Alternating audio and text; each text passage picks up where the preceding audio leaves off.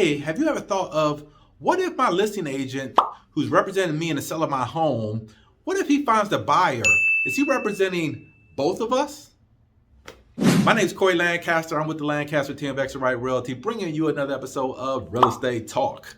And in the state of Maryland, an agent can't represent both parties in a transaction. So they can't represent the buyer and the seller for the sale of one home or that particular home. So the agent either has to represent the seller or the buyer. Now, typically, if the agent is representing the seller as his or her listing agent, typically they're going to be representing the seller. The buyer, let's say they have a buyer who calls them up, not working with an agent. You show them the house and they want to write an offer on it. The listing agent can actually draft the contract for the buyer, but in the drafting of that contract, there's going to be a disclosure to make sure the buyer knows that you as the listing agent or that the listing agent is representing the seller and not the buyer. So essentially the buyer will be unrepresented, which is not good for the buyer, right? Because he don't know what he don't know. But that is how it works when the listing agent finds their own buyer.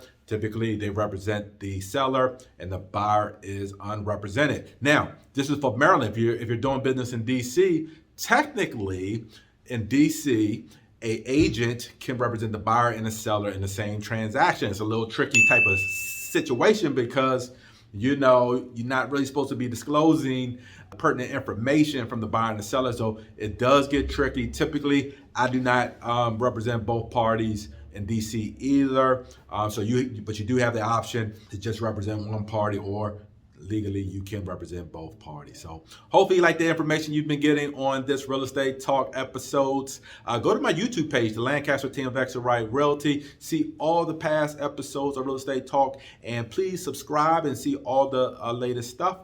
And if you have any questions about real estate, either buying, selling, renting, investing, give me a call. Love to help you out, whether it's DC, Maryland, or Virginia. Have a good one.